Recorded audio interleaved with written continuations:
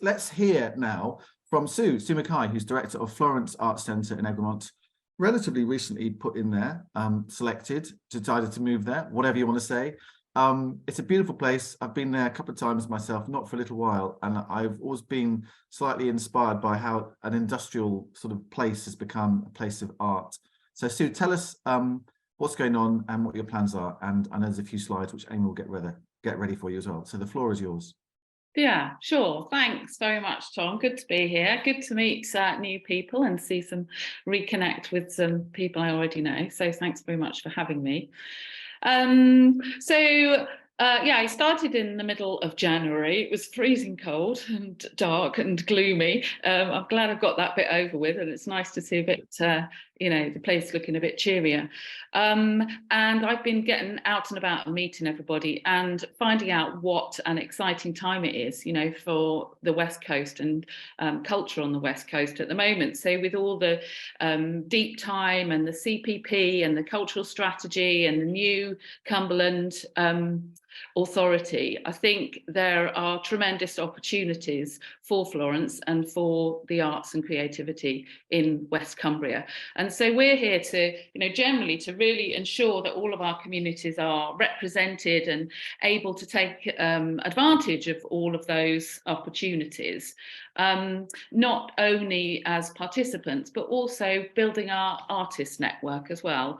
That's really important, and I'll talk more about that as we go along. I met someone quite influential in the county recently who said was surprised they hadn't heard of Florence, and said they thought Egremont was rather a cultural desert.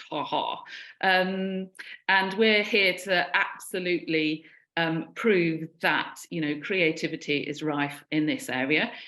We're here to grow and support and showcase that creativity and ensure everybody has the opportunity to participate. So that's the kind of general overview. If you want to share the first slide, Amy, I just say a few words of kind of introduction and tell you what's going on. This was just taken earlier this week, and it is a picture of our site. The building that we occupy is on the left there. It's the old shower block of the mine, and the site contains the last visible remains of a once huge iron industry and iron production industry on the West Coast. And the site is really a great springboard for all of the STEAM work that we do: science, technology, engineering, arts and maths. Thinking not only about the past industry, but also the current and the future science and engineering links and connections between arts and science, as the current exhibition Heart of Glass shows that we might get on to talk about in a bit. Next slide, please. So the site and the environment have really inspired a lot of people over the years, and our new display theme across the building is inspired by Florence. So this piece on the left is a fantastic exploration of the very earth we stand on by Tim Pugh.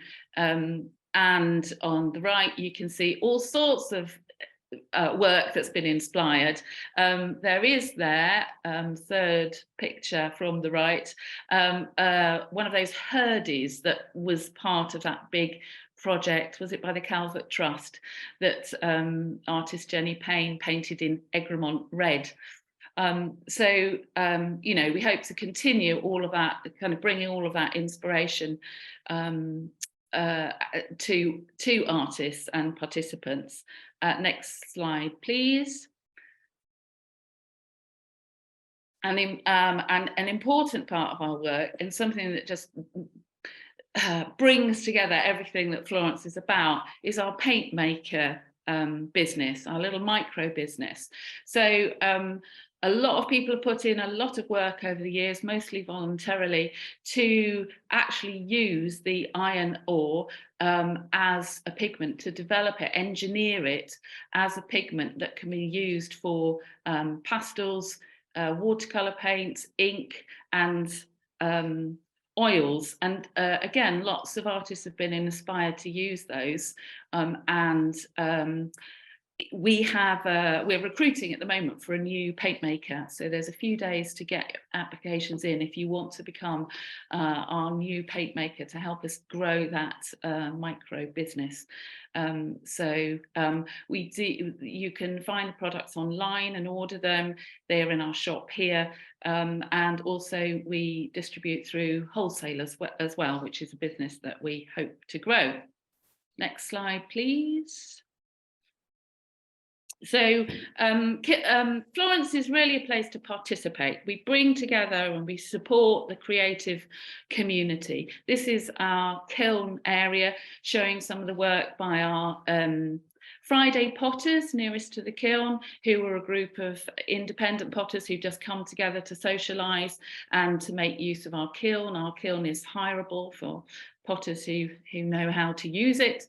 And on the left hand, so on the far left, is work that has been done in workshops. So our workshops are adult education workshops organised with Copeland Community Learning Service, and also with the wellness service in Copeland, so that we serve social prescribers and those who prescribe into them.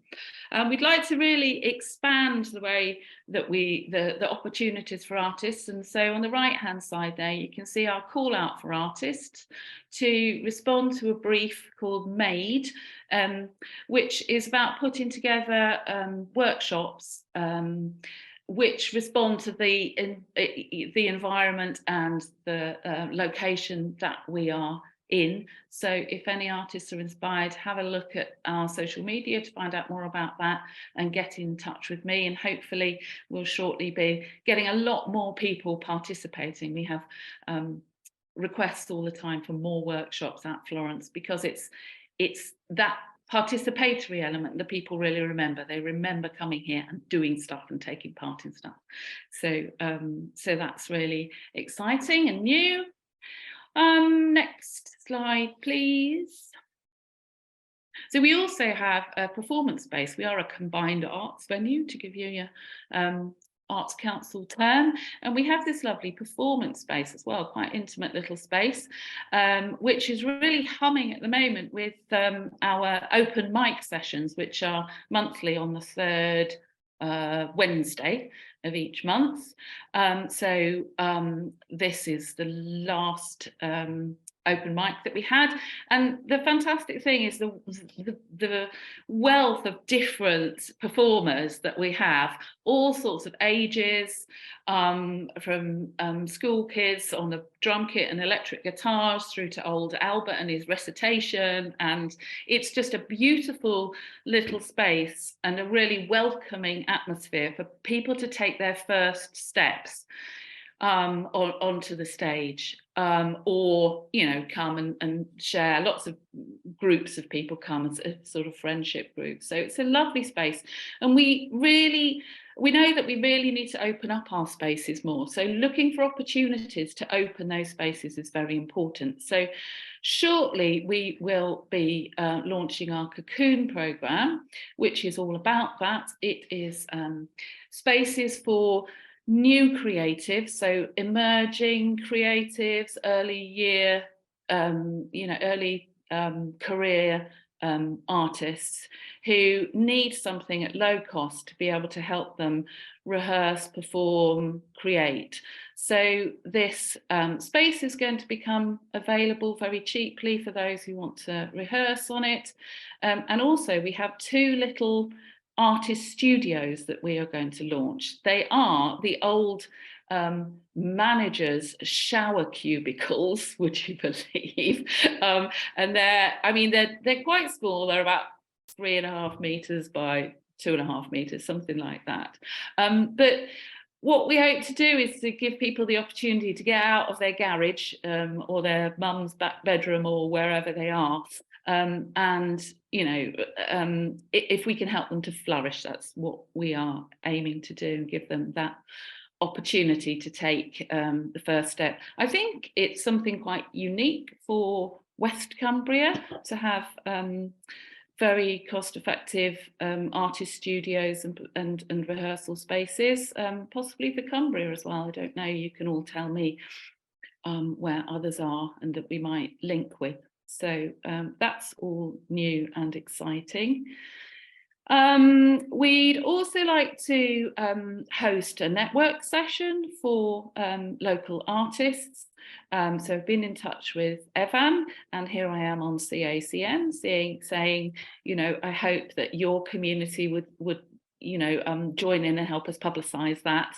So it'd be just great to get everyone together for an initial network meeting and see what local artists might like us to do in the future. Is there something regular we can do? Could we do a crit group? I have visions of a salon. I'm not sure what that looks like or what that means to people, but sounds fun. We're also hosting Evan Open Studios in October, and there'll be an open selling show in the autumn as well for local artists to get their work out there. So really keen to support local creatives, and you know, open to ideas. Get in touch if there's some way that Florence can help local people. Next slide, please. So this is a picture of our craft cafe, which we run regularly. So getting now more to talk about participants. So the Craft Cafe is monthly.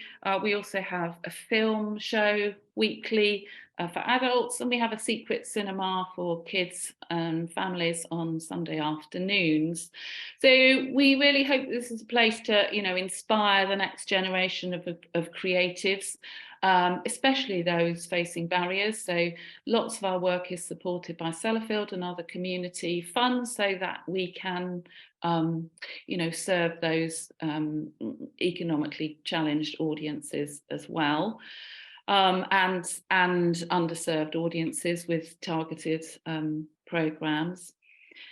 So we are putting together a new series of school and college programmes called A Sense of Place that will really take advantage of the wealth of subjects that we cover, you know, all the way from the geology underground through the social and industrial history through to the engineering and the art that we do with our products.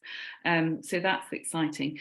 We are also ambassadors for the Cumbria Family Arts Network.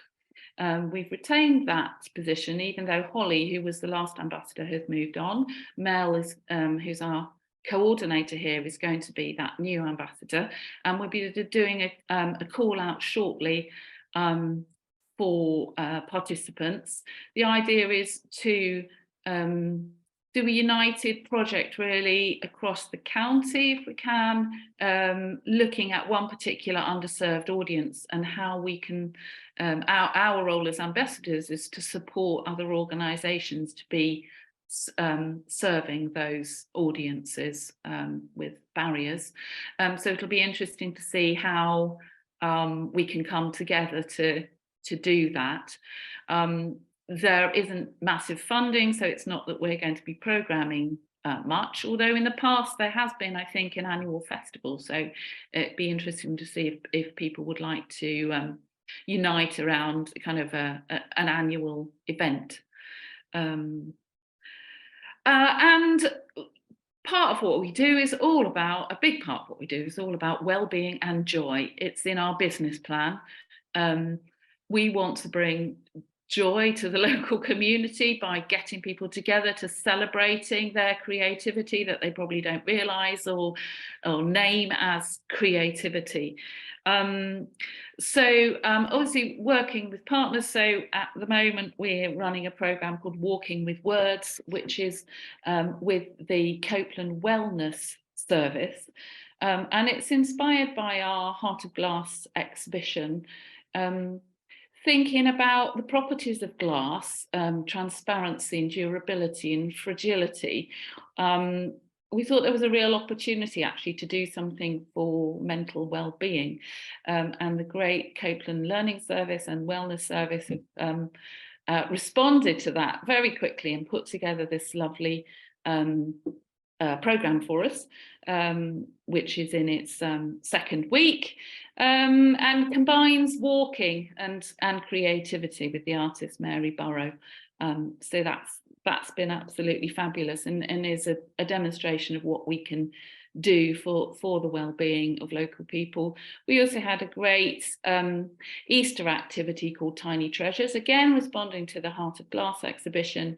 And we had 250 people over 2 days, which was absolutely fantastic, and I think broke the record for Florence, and was only possible because of the input from our volunteers. So a shout out there to Jenny Kelly, who was staffing our cafe for the day, together with about 8 other volunteers who were really able to, broaden what we were able to offer on the day. That's what is going on at Florence roughly at the moment. So if you want to close the slides for now, that's the end of that bit. We can come back to them if you want to know about Heart of Glass as well shortly. Thank you, Sue. Helen asks, can the pigments be added to clay? Is the centre dog friendly for visits? Yes, we're dog friendly, and yes, it can be added to clay, and particularly glazes. So the Florence potters are very able at that, and we'll be running a workshop about adding pigment to glazes shortly with one of those potters, Ange, who runs Strange Ceramics. And can people get to Florence on public transport, asks Bridget? Yes, there's a bus service to Egremont town, and we are a 10-12 minute walk from there. So there's a shortcut that goes up a little road called Little Mill, and we'll take you under the bypass, so you don't need to walk all the way around. And we need to make more of that, and that sort of wellness program I was talking about is us trialing how comfortable people are walking up to Florence. But yes, we are. And Sue, I think you said you started there in January, is that right? Yes. What brought you to Florence? Well, yeah, previously my last role was in Leeds. So I went away to be old, free and single midweek in the city in Leeds. It was a fantastic experience and a great opportunity to work at Thackeray Museum of Medicine, and we redeveloped all of the galleries there and introduced a new program. So that might seem a bit of a leap, really, coming to Florence, but actually that was all about interpretation and exploration of science through culture and arts, as a lot of our work is here, and increasingly I was really enjoying the arts participation that we did. And I knew Florence, and I was, I'd done what I wanted to do at Thackeray, and knowing Florence and knowing having a bit of a network in Cumbria, I was just really drawn to Florence and the opportunities, as I said earlier, that I think there are here to really grow this organisation. So previously I've been in Cumbria at Keswick Museum and helped with the remodelling of that 2014 to 18. So I've got some experience in growing small organisations, and it's what I enjoy to do, looking for those opportunities, matchmaking the possibilities and bringing everything together to help everything grow. So I felt I could bring that experience here. That's great. I'm surprised at the number of people as I go around that have not heard of Florence Arts. So there's a big job to do in advocacy, work done there. Yeah, well, anything that we can do to help you to do that, we shall. And as you say, easier said than done, but it feels like it's not a bad time to be landing in West Cumbria. No, exactly. It feels like there's possibilities, perhaps money, etc., available. Helen asks, can we share details of the Cumbria Family Network to people, maybe through this network, get arts bods involved across the county? Yes, absolutely. I'm just working with Mel to get the call out, and then I will let you know, of course. Great. Okay. Well, good luck, Sue. I encourage anybody who's not been to Florence to go and have a look at it. And it reminds me. So Fliss once drew me outside your office, Sue. Was it two summers ago, maybe? Fliss had a project there, some beautiful things, and also did portraits of people. And she was looking for models with clothes on to be drawn. And so I've never been drawn before. It was a quite exceptional experience, and Bliss is very, very clever and drew a picture of me, which was a great experience. So. Right. And Bliss, if you can offer anything to our MAID programme, offer a workshop, perhaps drawing portraits with Egremont products or something, do get in touch. That's great. Have you got a couple of minutes for me to just show you Heart of Glass? Or not? 1 minute, Sue. 1 minute. Slide back on, please, Amy. Just to show you, Heart of Glass is on until 30th of June. It's a multimedia exhibition, and it comes out of our joy in inspiring creativity from science and engineering, and finding connection between arts and science. This is the gallery setup. It's been developed in conjunction with the University of Manchester, material scientists and social anthropologists, and it's using highly magnified images of glass structures from which we hope people can take some creativity. It's accompanied by a soundtrack played on glass instruments, so it's a really nice contemplative space. There's also opportunity to see natural and human-made glasses and have a look through some microscopes and give us some responses. It also an opportunity, really importantly, for people to contemplate and connect with people and have a conversation about nuclear waste glass, which is very pertinent to the West Coast at the moment, and was developed with NNL colleagues. So that's what's showing at the moment. How long is it on for, Sue? Till the 30th of June, well, it might be a bit longer. Excellent. Yeah. Okay, lovely. Thanks for that, Sue. Good luck. Thank and you. Stay in touch.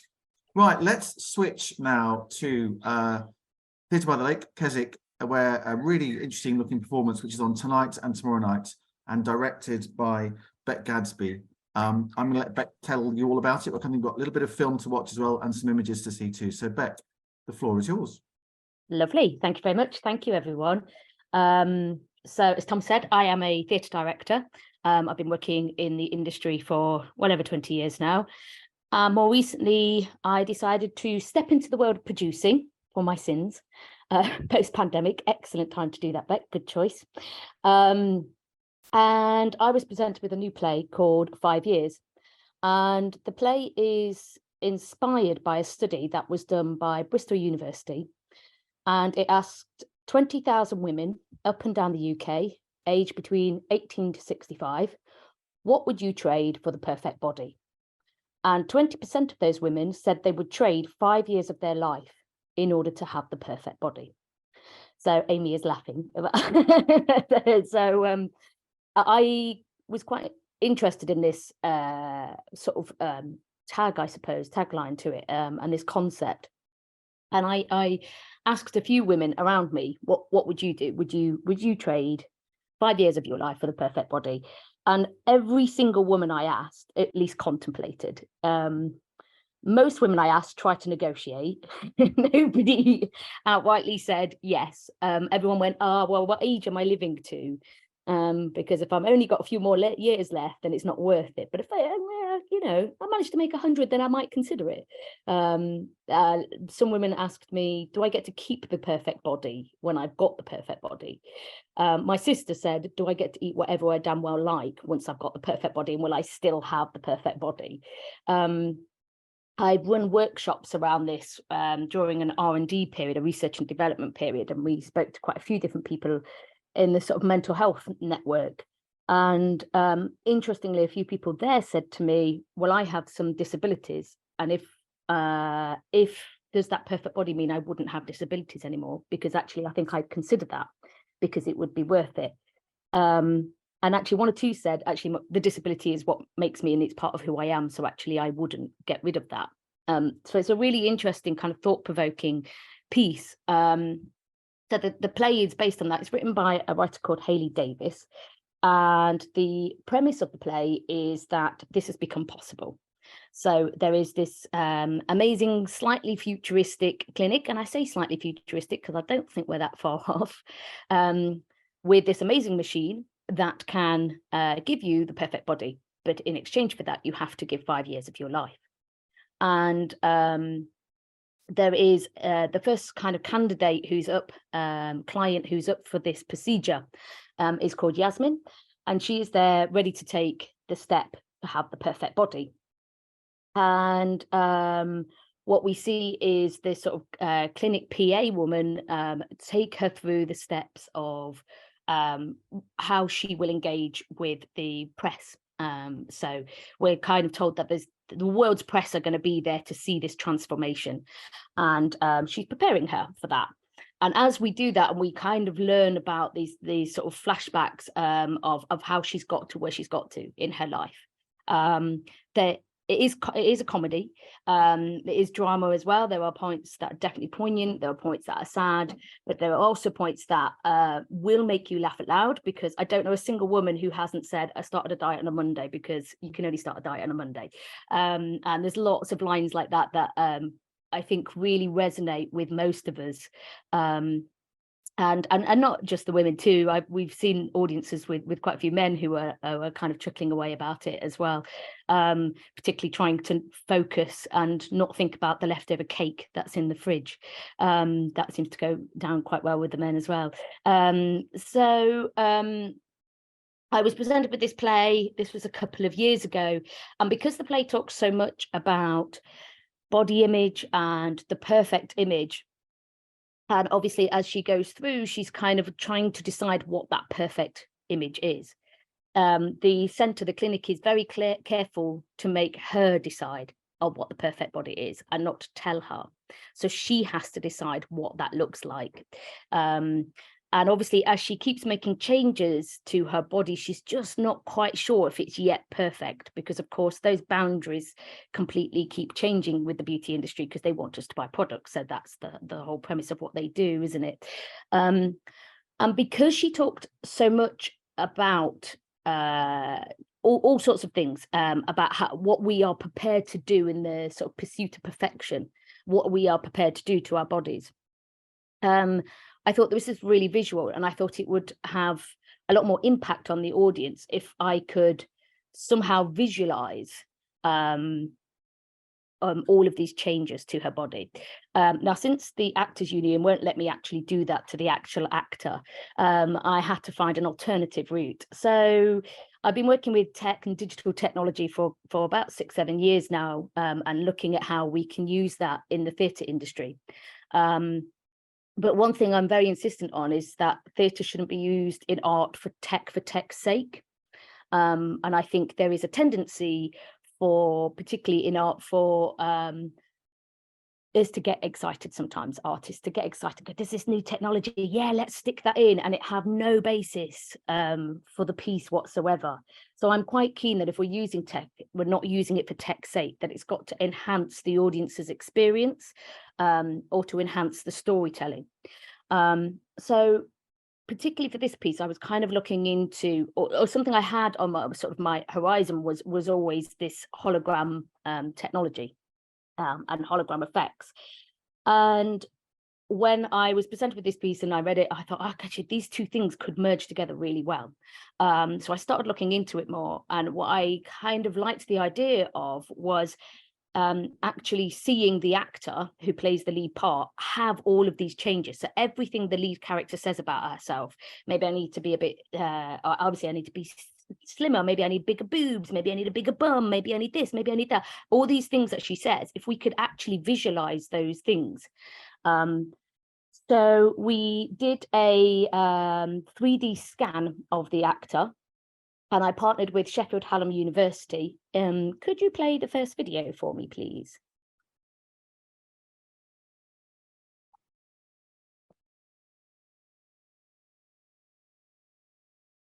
Here we are. So this is a little behind the scenes.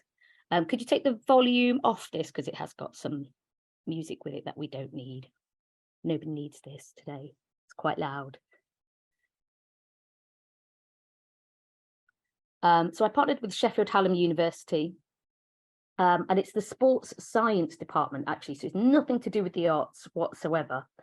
And this guy here, this professor here, he creates 3D scans So they're actual 3D models of people. We then use that 3D model of the actor to project onto the stage. So we used sort of 3D mapping equipment, which is actually used for sports people. They use them to assess kind of tennis players and where their swing is at, or cyclists on the bike and whether they're aerodynamic and what is, you know, being resistant.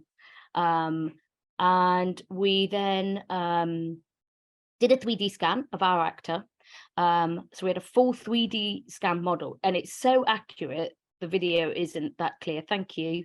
But we can even see the pores in her skin. That's how accurate this 3D model is. Then we used that and we sent it to the animation department at Sheffield Hallam University, and they animated it. Sorry, I think someone is using the shower here with the accommodation, and it's just set a fire alarm off.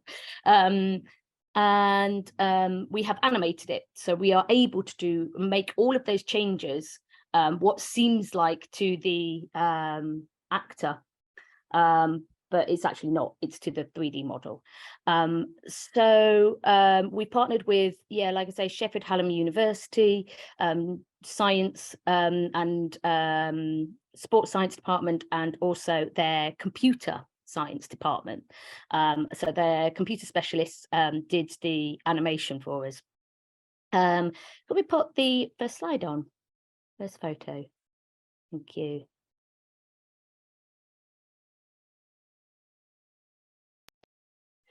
So this is the piece. So we have this 3D scan, 3D model, and yes, she is animated. She moves, she looks around, she blinks, she breathes. She's sometimes a bit sassy as well. She's got a bit of an attitude a couple of times. But it's an actual 3D scan of the lady that you can see on the far right. So what you can see is actually at one point she said she wants to have a particular, she gives some measurements of what she would like. So we've actually altered that scan so that it has those specific measurements. And what I wanted to do by this is sort of visualize, I suppose, what we lose in the pursuit of perfection. Because actually by the end of making all of these changes, she looks absolutely nothing like the actor on stage.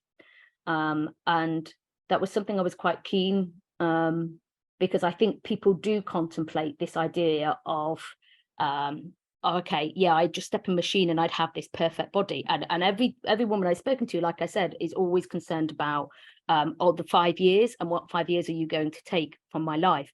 And nobody actually thinks about, hold on, I wouldn't look like myself anymore. What would I lose in getting this perfect body? And the next slide, please.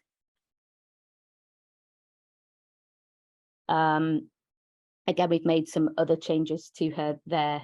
And I think what I wanted to chat to you about was kind of partnering with non-arts organisations and knowledge experts in other fields with the arts to see where we can take art to another level, I suppose. If I'd asked my creative team, production team, there's no way we could have created this level of hologram image.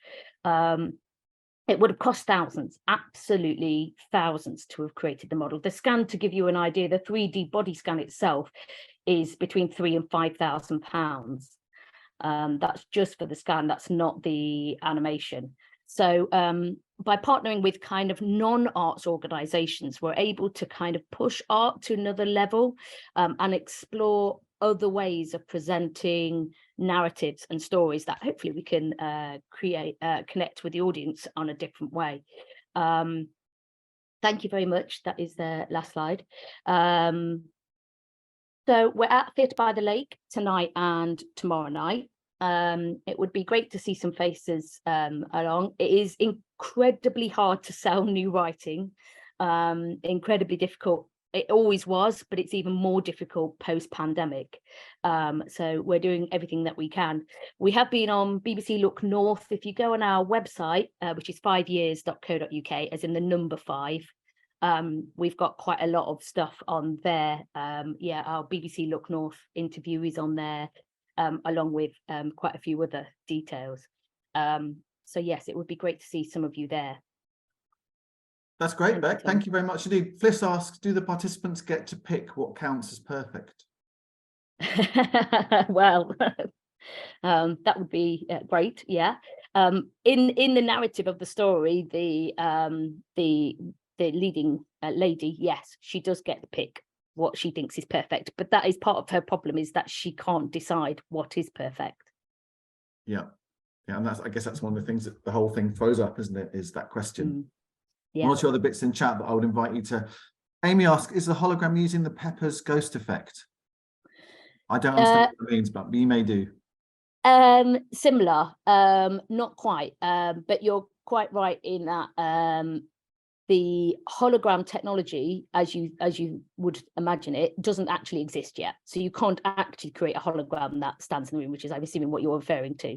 So we're close, and I suspect there are some very clever tech companies, particularly that I've been keeping an eye on in South Korea and Japan, who are probably getting fairly close to that. But you can't actually create that. It is a similar, it is using projection. So yeah, it is similar to the Pepper's ghost effect. Yeah. All right, great. Okay, well, good luck with it tonight and tomorrow. And are you touring this around various other places as well? Yeah, we are. Yeah. We've just been at the Stephen Joseph Theatre in Scarborough early this week. And we get a couple of days off, but then we're back up here to do Duke's Theatre in Lancaster as well. Great. And then Victoria Hall in Settle. Yeah. Really interesting piece, throwing up all sorts of interesting questions, and I love that sort of not using technology for technology's sake, but using it because it actually fits into the production. So fascinating stuff. Thank you, Beck, for telling us about that, and thank you. Really interesting to hear your story. Right, it's 10:15. Kate, training, over to you.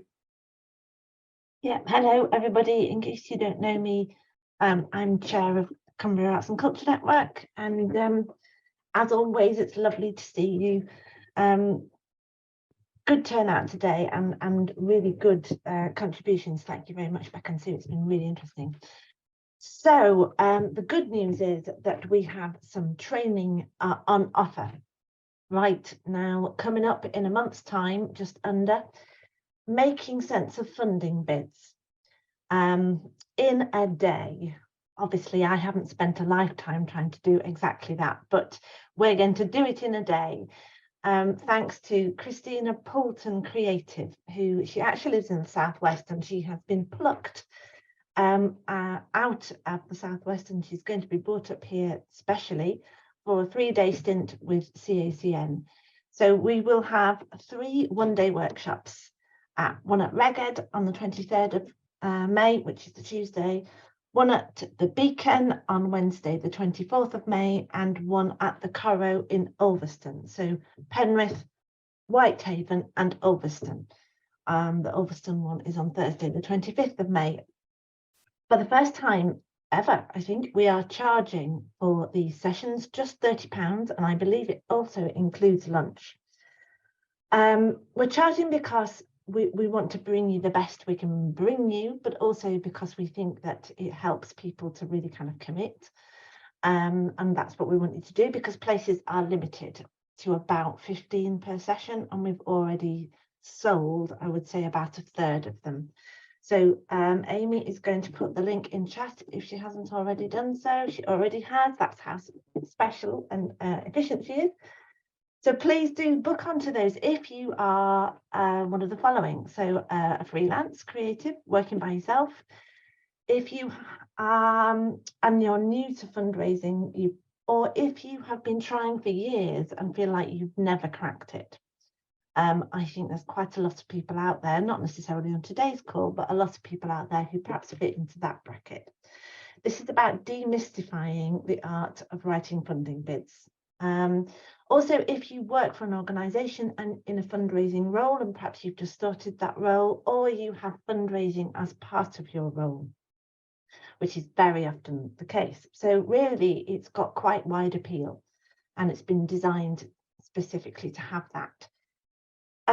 So Christina Poulton is a specialist in doing exactly this. It's all she does, day in, day out, talk to people about how to make, write good funding bids. So she's going to talk about who the funders are, what they're looking for. She's going to be jargon busting, how to plan your bid, how to pitch your project, how to write a budget, how to work with partners, how to show what your project is going to do, the difference it will make, how basically to increase the chances of success, and how to actually get started. So I really would recommend it. It's come by recommendation from Stefan Escreet, who's the vice chair of the network and has attended one of her sessions before. So we only ever really run sessions that we think are going to be brilliant.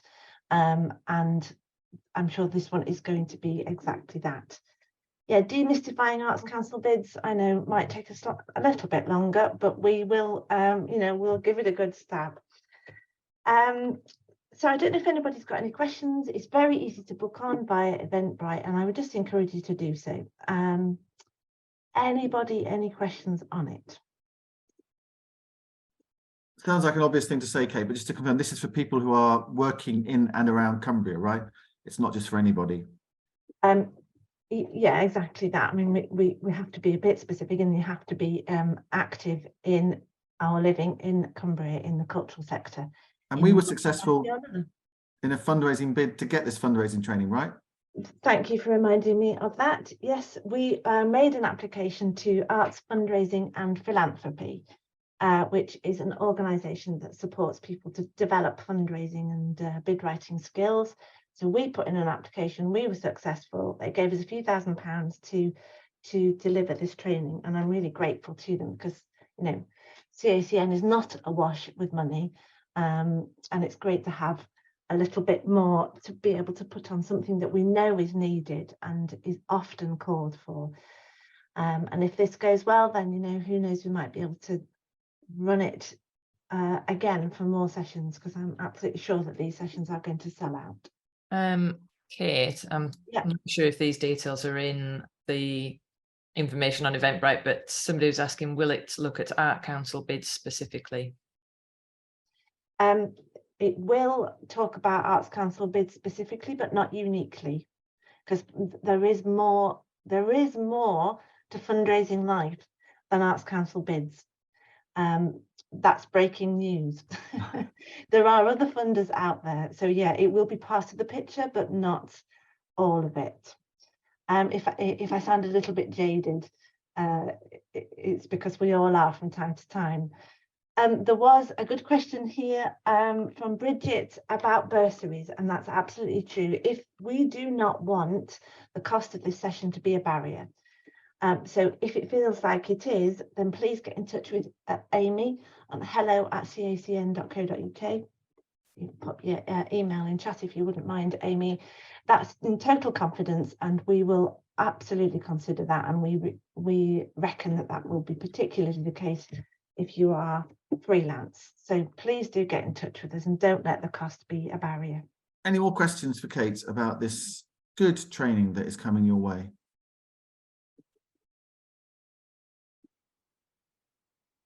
Okay. Thank you. Well, get to booking. Thanks, Kate. And thanks, Amy, for organising all the bookings and making sure it runs smoothly as well, because that's a job in itself. And also thank you to Chris Bridgman, who is our development producer, who put all this together. And just remind us the 3 locations: Reged, Coronation Hall in Ulverston, and Beacon in Whitehaven. Is that right? Yeah, so Reged on the 23rd, Beacon on the 24th, and the Corro on the 25th. So again, trying to get around this big old county of ours, which does still exist, by the way. It's not just 2 different unitary authorities. We still have a place called Cumbria, and it's good to get around this second biggest landmass county in England after North Yorkshire. I think you'll find Cumbria is the biggest county and probably the slowest to get around anywhere. Thank you very much. I've just seen that Amy Stretch Parker has put a little plug for my last Huzzah at Lakeland Arts before I move on to new pastures. So the Windermere Science Festival, which is a great event, we're going to talk about that next Friday, actually, ahead of the event as well. So if you fancy finding out more about that, Amy, as you probably know, Nick, I think, is coming on next Friday to talk about that. Nick Greenall, the great Nick Greenall. Next week, also, we're going to hear from Emily Hennessy, who's got a storytelling festival going on in Cumbria. We're going to hear about the great art, what I think is a year-long artist commission that the new Shipping Brow Gallery in Maryport is offering. I think they're planning to open that in August, but very much the offer for an artist commission is out and live now. So we're going to hear a bit more about that. And also we're going to have a chance, anybody who was at the West Cumbria art strategy launch 10 days ago, there was a brilliant film shown there called I Am Here, a very short film made about West Cumbria. It was fantastic, and we're going to watch that and hear from the creator of that. So that's a great opportunity to see a lovely Cumbrian film called I Am Here, which will not disappoint you, I can promise, set in West Cumbria. So going to chance to see that as well too. Amy, just before we go, a quick minute on CPP, off you go. Yeah, I won't bore you with too many details. I've popped the link in chat. There's quite a large creative commission on the go at the moment for artists all over Cumbria, but it's a project focused on West Cumbria. It's the Creative People and Places project, which is based in West Cumbria, and they've got a big artist commission on the go at the moment. It's called We Could Be Heroes, and it's influenced by the David Bowie connection to Rose Hill. So you're best just to have a look at those details. The deadline is coming up in a couple of weeks, but you're best just to have a look at the link, and then you can see if it's something you want to respond to. It's all about kindness, basically, and creating a map of kindness, which sounds very nice. But yeah, if you're interested, have a look at the link in chat. And the details for that, as ever, with all opportunities that come up, Amy puts them onto the website, the CACM website. Everyone's asking for a minute to talk about stuff. Andrew, you have a minute in a second, but I'll just mention the Forge Festival, which is taking place at Windermere Jetty Museum this weekend. Young people dancing, fantastic project. And also Print Fest at the Corro. We had stuff about that last week with Kerry Hutton, who's the chair of the trustees of the Coronation Hall. So if you haven't been to Print Fest, it's an amazing, glorious early Christmas present opportunity for you to buy beautiful art at Ulverston. Andrew, Sound Camp, off you go. Sound Camp next weekend, Saturday afternoon, well, from 11 o'clock at Ravenglass. We're not camping, weirdly, this year, but we are walking. Meet at Ravenglass. You get a subsidised trip on Lalratty, a walk with an artist, doing some listening and some exercises, then a picnic lunch and more work and talking about listening and sound and ecology in the afternoon, then trip back on Lalratty in time to drop you off to catch your train back from Ravenglass to wherever you're going. It'll be fab. That sounds amazing. So is it walking in Eskdale, sort of from the top? Yeah, from the top? 2 miles. Oh, yeah, beautiful. Not a huge long walk, mostly flat. But yeah, it's just thinking about sound for an afternoon and spending time with interesting people. Yeah. And a train ride. I mean, come on, I've done £10. What's not to like? That's great, Andrew. Thank you for that. Gosh, there's lots of stuff going on, isn't there? And my sweet peas survived the frost as well, in case anyone's interested. So I was very pleased about that. So anyone who wants to put sweet peas out, probably went a bit early, but I survived. So now is the time to put sweet peas out, I suggest as well. Okay, it's 10:27. Let's win back 3 minutes of our morning. I hope that's been interesting for you this morning. Thank you so much to Sue for telling us all about Florence, to Beck, who I know has had to go because they've got a performance on tonight, for telling us about 5 years. For Kate for the training, which again, sign up for it if you fancy that. Lots to look forward to next week. It's a bank holiday weekend. I kind of forgot it was a bank holiday weekend this weekend. So, you know, we've all got Monday off as well. So if not everybody, not if you run a venue, you haven't. All right, okay. I've got Monday off. So, you know, if you haven't got Monday off, then take Tuesday off instead and give yourself a bit of a break. Enjoy the weekend. May the sun shine where you are, and we'll catch you again next week. Nice to see you all. Jolly good. Sue, I want to make sure that you saw Jilly's message. Yes, I did. I responded to her. Yeah, thank you. Great. Thank you. I'll be in touch. Yeah, okay, she stopped on the N6. I know. I hope not in the middle of the carriageway. If the M6 is shut today, we know why. All right. Bye, everybody. Bye. Bye Thanks, bye. everyone. Bye. Well, have a lovely Cheers. Thanks very weekend. much. Yeah.